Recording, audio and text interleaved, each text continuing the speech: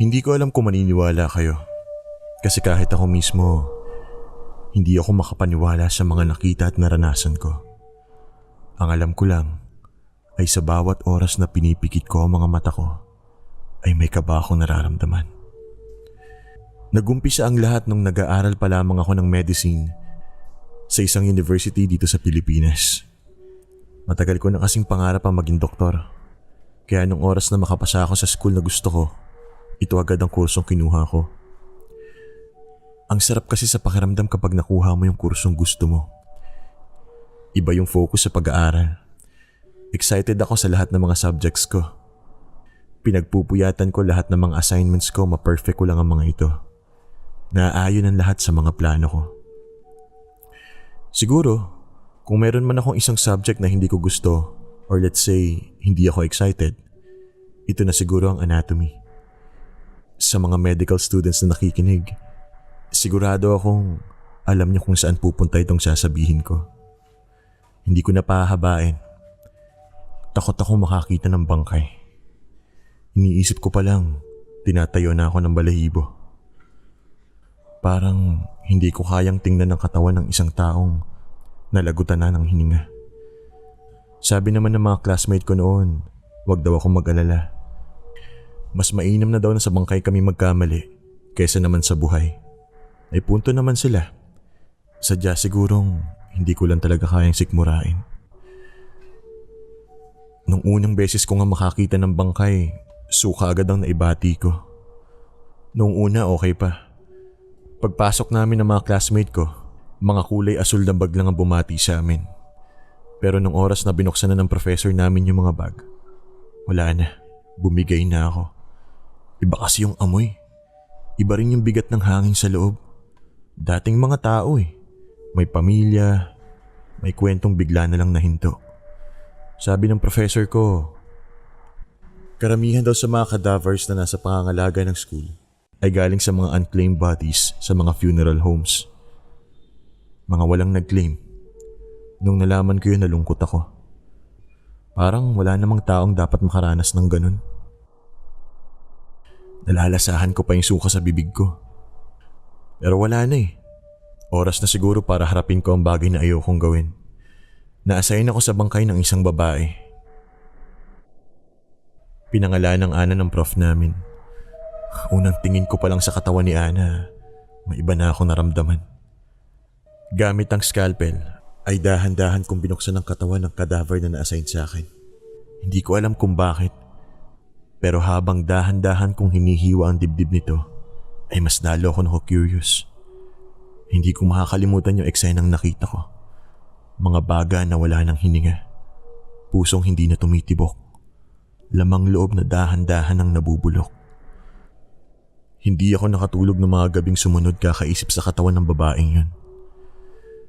Noong sumunod na araw, may kakaiba akong tapang na naramdaman sa katawan. Morbid curiosity. Kapareho kung paano natin pinaglalaroan ang sarili natin mga sugat kahit na nasasaktan tayo. Parang gusto kong makita ang bangkay ni Ana. Gusto ko pa itong pag-aralan. Nagtanong-tanong ako kung may chance ba na makita ko ulit yung katawan ng mag-isa para makapag-practice. Walang nakasagot sa akin ng matino. Bakit ko naman daw gustong makakita ng bangkay ulit? Hindi ko alam kung anong pumasok sa isip ko.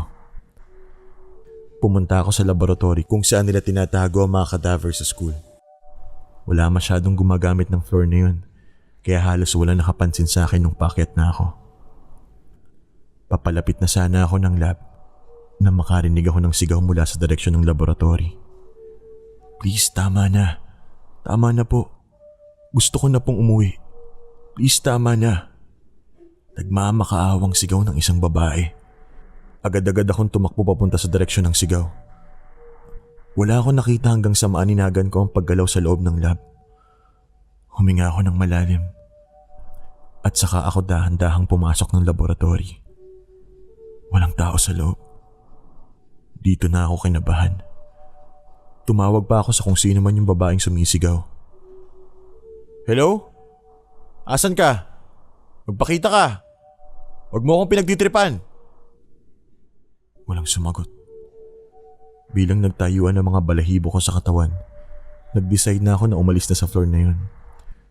Papalabas na sana ako ng lab nang biglang may bumulong sa tenga ko. Pauwiin mo na ako. Napalingon ako bigla at doon ko nakita ang bangkay ng babaeng na-assign sa akin. Nakabagsak sa sahig na para bang nahulog mula sa body bag nito. Kitang-kita ko ang mga mata nito na para bang sinusubukang bumukas. Napamura talaga ako sabay takbo ng mabilis. Hindi na ako lumingon pa muli kasi pakiramdam ko talaga hahabulin ako nito. Hindi ako makausap pagkababa ko ng building. Tulerong-tulero ako. Umuwi ako noong araw na yon na may takot sa katawan. Simula nga nung araw na yon, ayaw ko na makakita pa ng kahit na anong bangkay. Hanggang ngayon hindi pa rin mawala sa isip ko ang mukha ng bangkay. Minsan, kapag mag-isa ako, parang naririnig ko pa rin ang boses nito. Pauwiin mo na ako. Pauwiin mo na ako.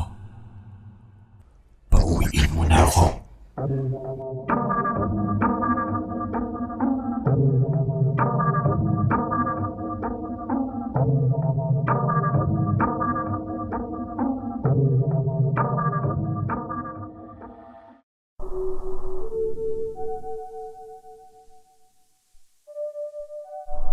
Naranasan niyo na bang makaramdam na para bang may mga matang laging nakatitig sa inyo? Mga matang tinitingnan bawat kilos at galaw. Naghihintay ng pagkakataon. Nangyari ang lahat noong nasa college pa lang ako. Marami kasing issue sa bahay kaya minsan nagpapaabot ako ng gabi sa university para makaiwas sa lahat ng drama sa bahay. Madalas kasi nag-aaway ang mama at papa ko at minsan ako ang napapagbuntunan nila ng galit. Kaya kung may pagkakataon na magpagabi sa school, ginagawa ko talaga. Hindi ko lang talaga inakala na may isang pangyayari na talagang babago ng lahat para sa akin. 10:00 na ng gabi nang mag-decide ako na umuwi na ng bahay. Sarado na ang university namin kaya tumambay muna kami ng mga klase sa isang bilyaran na malapit sa school. Usually, mga 9:00 ng gabi nakasakay na ako ng bus. Hinahabol ko kasi yung huling biyahe ng trike sa looban namin. Ngayon lang ako ginabi ng ganito. Malala kasi ang sigawan ng parents ko nung araw na yon, kaya talagang ayaw ko pang umuwi. Sabi nga ng isang classmate ko, masyado na raw late. Kung gusto ko raw, dun muna ako sa dorm nila magpalipas ng gabi. Mahirap na daw. Hindi naman sa ayokong makitulog sa dorm ng classmate ko. Pero talagang hindi ako komportable na nakikitira sa ibang bahay. Para akong pinapanik attack. Hindi ako mapakali. Kaya kahit hating gabi na ay nagpaalam ako sa mga classmate ko at hinabol ko ang last trip ng bus pa uwi sa amin. Buti na lamang talaga at pagdating ko ng terminal, may isang non-aircon bus pang naghihintay. Agad akong sumakay at umupo sa gitna ng bus. Wala masyadong sakay ang bus noong mga oras na yon. Mga 5 na lang ang nabilang ko. Bilang gabi na lumarga na ang bus kahit kakaunti ang sakay nito. At dito na mag-uumpisa ang kalbaryo ko. Hindi ko kagad napansin. Busy ako sa pagdungaw sa bintana ng bus ng mga oras na yon. Pag ganito kasing hindi aircon yung bus na sinasakyan mo, ramdam mo talaga ang hangin pagpasok mo pa lang ng expressway. Hindi ko napansin na may tao palang nakaupo sa pinakalikod ng bus. Nakaitim na jacket, tagong-tago ang muka at hindi masyadong pinagtutuunan ng pansin. Lumipat lang ako ng upuan, mas lumapit ako sa driver. Pagdating namin ng expressway exit ay nagsibabaan ang sakay ng bus. Maliban sa taong naka-jacket sa likod, halos kaming dalawa na lang ang naiwan. Pag ganitong kakaunti na lang ang sakay ng bus ay pinapababa na kami ng konduktor at binibigyan na lang kami ng pamasahe para makauwi. Buti na lang talaga at bago lumihis ang daan ng bus ay kaunti na lang at malapit na ako sa amin. Pagbaba ko ng bus ay napansin ko na wala na rin ng tao sa likod. Nakatabi kasi siya sa may bintana kaya napansin ko kagad. Umasa talaga ako na sana may trike pa kasi medyo kinakabahan na ako noon. Sa kasamaang palad ay wala nang nakapilang tricycle. Dito na talaga ako nagsimulang mag-alala. Nag-message ako sa papa ko na baka pwede niya ako sunduin. Hindi ito nag-reply kagad. Doon ko na nga napansin na ang nakatayo sa kabilang side ng kalsada ang taong nakita ko sa bus. Binilisan ko ang lakad ko. Sa isip-isip ko, kung sinusundan ako ng taong to, bibilis din ang lakad niya. At yun na nga ang nangyari. Bumilis talaga ang tibok ng puso ko. Nararamdaman ko na talagang may masamang balak sa akin ng taong to. Wala nang isip-isip. Tumakbo na talaga ako. Dito na ako natakot ng husto. Paglingon ko kasi, nandun pa rin yung tao. Tumatakbo na rin papunta sa akin. Hindi ko alam kung paano pero talagang binilisan ko ang takbo ko. Sumasakit na ang baga ko pero talagang tinakbo ko. Pag huminto kasi ako, alam kong katapusan ko na. Pero dahil kabisado ko ang lugar, nailigaw ko kahit papano ang humahabol sa akin. Nagtago agad ako sa gilid ng damuhan at doon ako dumapa. Hinabol ko ang hininga ko. Umiiyak na ako pero hindi ako gumagawa ng ingay. Maya-maya pa, narinig ko na ang yabag ng mga paang talagang nagmamadali. Narinig ko ang hingal sa hininga ng tao habang nakatago ako sa damuhan. Tumayo ang balahibo ko nang marinig ko ang malakas na sigaw galing sa taong humahabol sa akin. Alam mo yung tunog ng isang tao na hindi nakuha ang gusto niya? Frustration o may halong galit. Hindi ako gumalaw. Takot na takot ako. Maya-maya pa, nagbilang ako hanggang 1,000. Umaasa na pagkatapos ng bilang ko ay wala na ang taong humahabol sa akin. Sa kabutihang palad, dumating na ang aking papa para sunduin ako. Buti na lang at nagawa ko mag-message sa kanya kung nasaan ako. Umiyak talaga ako habang yakap-yakap ako ng papa. Sa isip-isip ko, paano kaya kung hindi ko kabisado ang lugar? Paano kung sa bus pa lang nahuli na niya ako? Ano kaya nangyari sa akin? Simula ng araw na yun, palagi na akong sinusundo ng papa sa takot na mangyari muli ang pinaka nakakatakot na pangyayari sa buhay ko. Siya nga pala, nabanggit ko ba sa inyo na may tahi ang 2 mata ng taong humahabol sa akin? Oo, hindi ko alam kung paano niya ako nakikita, pero nahabol niya ako.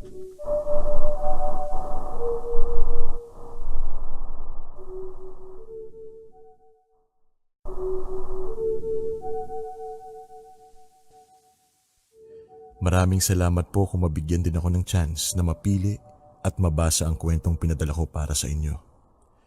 Unahan ko na po kayo. Ang pangyayaring ito ay personal kong nakita, naranasan at nadama. Maaaring may hindi maniwala sa akin pero wala na akong pakialam doon. Sa huli, ang dalangin ko lang po sana ay walang makaranas ng aking pinagdaanan. Ang pangalan ko ay Mako. Pinagsamang pangalan ng mga magulang ko, Marvin at Carol. Dito ako sinilang at lumaki sa probinsya ng Palawan. Ang lugar na kinalakihan ko ay napapaligiran ng tubig. Sa likod ng bahay namin ay may falls at konting minuto pa ng paglalakad ay mararating mo naman ang Pampang. Mahal ko ang tubig. Komportable ako sa tubig. Naalala ko nung bata pa ako, kaya kong hindi umahon ng 4 na oras sa dagat. Langoy lang ako ng langoy maghapon. Hanggang magbago ang pagtingin ko sa tubig dahil sa isang pangyayaring masasabi kong nagpayanig sa aking pagkatao. Isang beach resort na pinamana pa sa amin ng mga lolo at lola ko sa father side ang family business namin. Hindi kagaya ng ibang mga katabi namin, tahimik at payapa ang feel sa aming resort.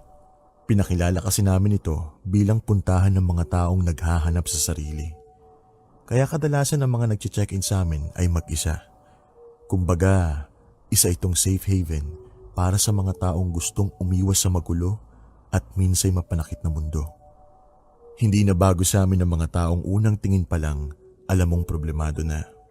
Pero isang guest ang dumating sa resort namin ang hindi ko talaga makakalimutan. Nagpakilala siya bilang si Mara. Ako kasi ang naka-assign sa front desk. Pagpasok pa lang niya, ang bigat na kagad, uminit ang hangin at tila kumulimlim ang langit. Matipid ang salita ni Mara. Ni hindi rin siya tumitingin sa mga mata ko habang kinakausap ko siya. Matapos kong ibigay ang susi, dire-diretso na siya sa kanyang kwarto. Hindi ko alam, pero sa tuwing makikita ko si Mara sa may pampang, natutulala ako. Parang kahit wala akong iniisip, nalulungkot din ako. Pang-5 araw ang binook ni Mara na room sa resort. At nang ika-5 araw, nagpakamatay siya. Alam ko, dahil ako ang unang nakakita. Naglagay siya ng malaking bato sa loob ng isang sako, binuhol at saka tinali ang kabilang dulo sa leeg niya. Hinagis niya ito sa pinakamalalim na parte ng pool at saka nagpatihulog. Hindi siya lumutang dahil sa pabigat sa kanyang leeg. 1 buwan akong hindi makapagsalita noon. Kulang ang salitang trauma sa naramdaman ko. December 2017, na magsabi ako sa mga magulang ko na hindi ko na kaya magtrabaho sa resort. Kasi kahit anong pilit ko, kada pikit, nakikita ko sa isip ko ang itsura ni Mara pagkaahon sa kanya sa pool. Magang-maga. Halos pumutok ang mata sa pula dahil sa higpit ng tali sa kanyang leeg. Pero ang isang hindi talaga maalis sa isip ko ay ang ngiti niya. Oo, nakangiti siya nang iahon siya sa pool. Parang gustong-gusto niya yung nangyari. Hindi ko lubos maisip kung paano niya nagawang magpakalunod at ngumiti sa mga huling sandali ng kanyang paghinga. Tandang-tanda ko. Bandang 6:00 ng gabi, December 17, nagpa siya akong maligo pagkatapos kong maglinis ng kwarto. Nung nagbabanlaw na ako, pagtapat ko sa shower, halos hindi ako makahinga. Ewan ba kung dahil sa lakas ng shower pero kahit anong inhale ko at buka ng bibig sobrang kinakapos ako. Habang nakapikit at nagpipilit lumanghap ng hangin, biglang nalasahan ko yung tubig na parang ang lansa. Doon na paatras na ako. Agad-agad kong pinatay yung shower. Tiningnan ko kung nagkulay kalawang ba yung tubig. Hindi naman. Nawala rin agad yung amoy. Actually, hindi lansa ng kalawang yung dating eh. Lansa ng dugo. Tuwing pumipikit ako, nagfa-flash pa rin ang mukha ni Mara. Yung maganyang mukha, yung dumudugo niyang mata, yung ngiti niya habang may sobrang higpit na tali sa leeg. Napansin kong mas madalas kong makita ang mukha niya pag may malapit sa aking tubig. Parang hindi niya ako nilulubayan ng tingin. Napansin ko rin na kapag kumakain ako at iinom ng tubig, parang mas lalo ako nabibilaukan. Hindi agad-agad tumutuloy yung tubig. Hirap na hirap ako. Imbis na makatulong, lalo ako nauubo pag umiinom ako ng tubig. At hindi lang basta sa mid. Nararamdaman kong sumisikip ang lalamunan ko. Kapag grabe na yung pag-ubo ko, nararamdaman ko. Alam ko, tingitig ako. Isang gabi, maaga akong nahiga. Alam na alam ko na malamig noon kasi nga December na at 2 electric fan ang bukas. Mabilis ako nakatulog pero mababaw lang. Siguro naranasan nyo na yung half asleep lang. Parang sleep paralysis. Alam kong gising ako noon. Kinukurot-kurot ko ang sarili ko at nasasaktan pero hindi ako makatayo. Hindi makaalis sa pwesto. Pagmulat ko ng mata ko, damang-dama ko na sobrang pawis yung likod ko. Alam mo yung pawis na pumipiga sa unan? Sobrang daming pawis na akala mo nilubog sa pool yung buong kutsyon ko. At doon ako hindi nakaiwas pa sa pagpapakita ni Mara. Habang nagpupumiglas ako at pinipilit makabangon, nakita ko ang isang babae sa aking ulunan. Tumutulo ng tubig ang buhok niya. Alam na alam kong si Mara yun. Hindi ako pwede magkamali. Ginigising ko pa rin ang katawan ko pero habang tumatagal, parang lalong lumulubog lang ako sa kama. Dahan-dahan siyang lumingon sa akin habang tumutulo ang buhok. Yung mukha ni Mara nang iahon siya sa pool, ganun pa rin. Pumuputok ang mata at nakangiti. Hindi ko na alam kung anong sigaw at kung anong kurot pa magpapagising sa akin. Pero dahan-dahang lumalapit ang mukha niya sa mukha ko. Umiiyak na ako ng sobra-sobra. Ang pakiramdam ko, unti-unti ako nilulubog sa pool na puno ng malansang tubig. Hanggang sa pagmulat ko, magkatapat na kami ng mukha ni Mara. Nakangiti niyang sinabi, "Masaya kayo kapag malungkot ang tao. Kaya habang may tubig, hindi ako lalayo sa'yo."